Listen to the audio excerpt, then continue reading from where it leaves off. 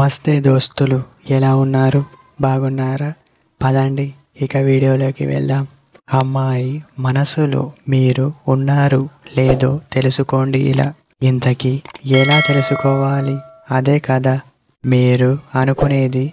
తన మనసులో మీరు ఉన్నారు అంటే మొదటగా మిమ్మల్ని క్షమిస్తుంది. మీరు ఏమైనా తప్పులు చేసినప్పుడు మిమ్మల్ని క్షమిస్తూ ఉంటుంది. మళ్ళీ మీతో మాట్లాడాలి అని ఆరాటంతో మిమ్మల్ని మాట్లాడేలా చేస్తుంది.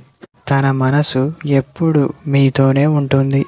అలా ఎందుకు అంటే తన మనసులో మీరే ఉన్నారు అని తను గ్రహిస్తుంది.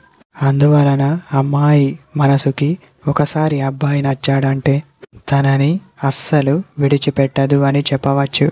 అమ్మాయి మనసులో మీరు ఉంటే ఇలానే చేస్తుంది.